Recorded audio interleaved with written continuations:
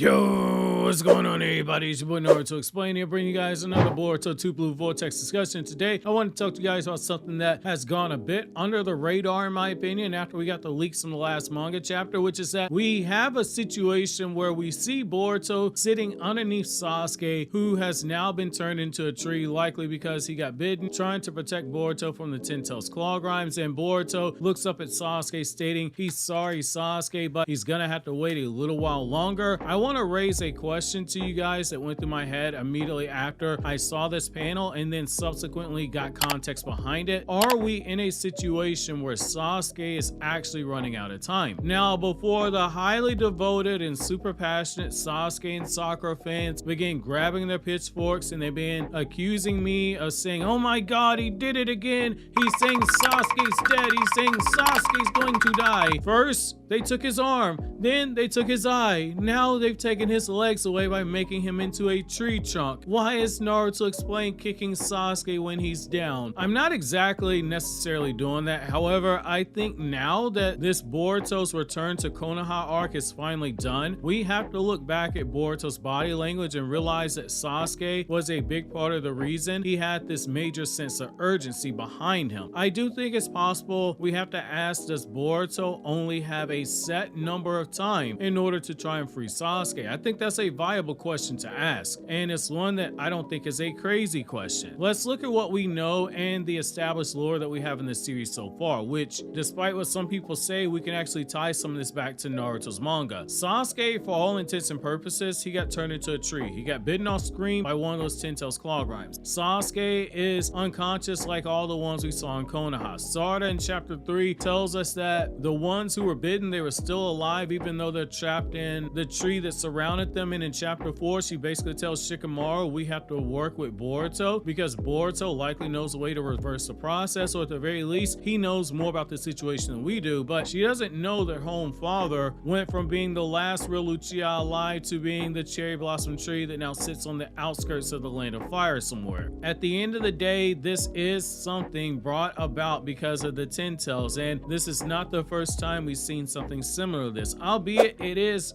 very different. If you go back to Naruto's manga, when the Infinite Tsukuyomi was casted and all those vines are being spread across the world and it swept everyone up into the cocoons, we eventually learned that if they stayed in there for a certain amount of time, granted an undisclosed amount of time, they would be turned into white zetsus and there'd be no saving them. In Naruto Shippuden, we see this in a filler arc where Hagoromo finds his would-be baby mama trapped in one of those cocoons and she's already passed away, and that leads to Hagoromo saying, okay, Kaguya's gotta go. The Boruto movie novel and the Boruto Naruto Next Generation's manga confirms for us that Kaguya was preparing that giant army of white zetsu specifically to deal with the pair of invaders that she wrote down on her scroll. That pair of invaders obviously being Momoshiki and Kinshiki. There was a process, a length of time that had to pass before they ended up having the people losing themselves and they became white zetsu. Think of it like a butterfly being born. You get like the caterpillar, it goes into the cocoon, then out emerges the butterfly. Only in this case, it's not a pretty butterfly, it's an ugly ass white zetsu. So essentially it's the same thing here. They got immobilized, they got rendered unconscious, and then they eventually turned into the white zetsus. When we look at Sasuke and the others, when they got bitten by the Ten Tails, they experienced some pain, and then they got immobilized, and now they're being shown unconscious, but they're still alive. Kind of a big difference. As we see in the chapter, it looks as if those who got immobilized are used to create more of those Ten Tails humanoids that take on the appearance and the jutsu and the powers of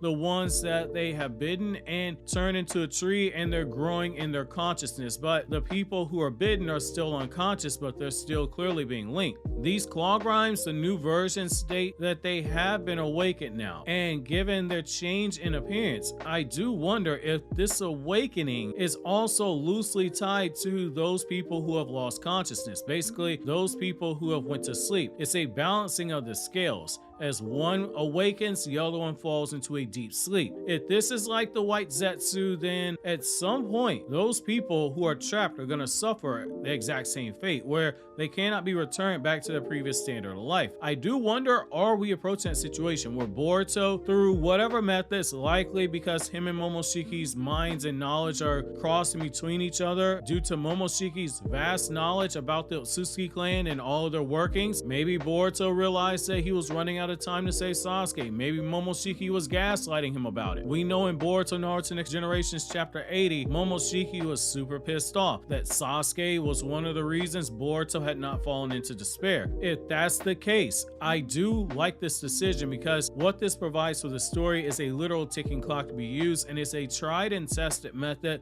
in literature that is a cheat code for creating great suspense. It doesn't have to be like a literal countdown, but it can be a metaphorical countdown to an event or a calamity is coming. It makes the readers go through the scenes faster, subconsciously, to see what this event is, or how it's going to be resolved, or how it's going to be prevented. This isn't just something that you get from reading actual literature stories that you would read for like a college or something. You also see this in manga. Quite a few mangaka utilize this method. For instance, Eiichiro Oda from One Piece has introduced this method quite a bit, from the countdowns that you had in the Alabasta arc and the Skypiea arc, where there are literal countdowns to a big event, and then you had a representative countdown in the Dressrosa arc by having Doflamingo's birdcage operating the way that it did, making all those battles that are taking place seem that much more tense. In Dragon Ball Super, Akira Toriyama, the Dragon Ball mangaka and the writer for Dragon Ball Super, did the Tournament of Power, where there was a literal countdown for the battles to end by, with huge stakes on the line. Boruto did a metaphorical countdown by revealing the stages of Boruto's Osusification, with characters like Amado and Ishiki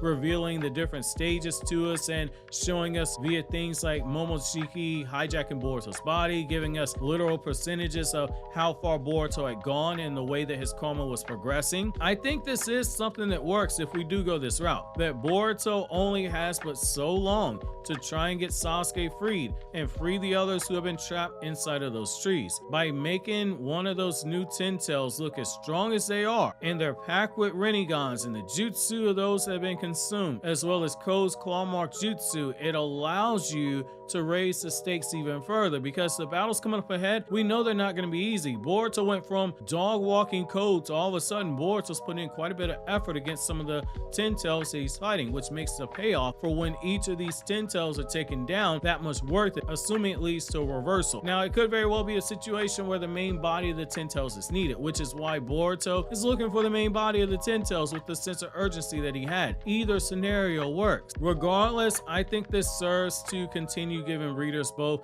a carrot that is dangled in front of their faces of, hey, Sasuke Uchiha, you guys love this guy, right? Well, Boruto's racing to save him, and he has to do it before this point in time. It takes some of the sting, not all of the sting, nowhere near all the sting, but it takes some of the sting out of seeing such a beloved character be regulated to being Boruto's own personal Christmas tree that he can cut on the Christmas lights for by making Sasuke turn on his Sharingan while he sets up a swing on one of the branches so he can have his own swing the way Naruto had at the academy whenever he got lonely. He could even carve his and Sarada's initials into a tree and a heart on one side and then do it on the other side with Sumere's initials in his. Jokes aside though, revealing there's this countdown gives both a little bit of hope while also laying the groundwork for the payoff for Boruto reaching his goal of being the Shadow Hokage. He's already been given Sasuke's headband on a permanent basis. We saw that in Boruto Naruto Next Generations chapter 69, where Boruto was given Sasuke's headband, and he's like, hey, if getting this headband gave you the bravery needed to protect the village, then sure, keep my headband, don't worry about it. He's now being forced to carry around that headband as a sign that he's inherited the will of his sensei. He's carrying around the sword of his sensei to protect the village from afar in ways that his teacher literally can't do, which is a side note. We know that Boruto's carrying Sasuke's sword. We've known so for a while because his official character sheet literally tells us that this is Sasuke's sword. So at the very least, least, we now know the why behind why he's carrying Sasuke's sword. Sasuke sure as hell ain't gonna be using a sword right now. Sasuke's too busy worrying about birds' nests being built. If he's going to be the Shadow Hokage, he first has to protect Sasuke by rescuing him from the situation he's in. Only then can he move forward with rescuing his parents from Kawaki Daikoku dimension, and one of those parents just happens to be the former Hokage, Naruto Uzumaki. Boruto has to be the one who saves them through his own methods, or forcing Kawaki to release them, or convincing Kawaki to release them through methods like talk no jutsu. Because if he's going to be the Shadow Hokage for this new generation, likely where someone like Sarada is the 9th Hokage, he's gotta start with actually proving himself here, right now, and having Sasuke removed from the situation is a really good way to go about it, in my opinion, because anything he does, you can't attribute it to, well, he had Sasuke there with him. No, this is all Boruto right now. I think the reveal that Boruto only has a certain amount of time to save Sasuke and that Sasuke's in danger despite still being alive is a great way to go about it, but I am curious to know you guys' thoughts on this. While you think this over, click here to watch this Naruto Explain video.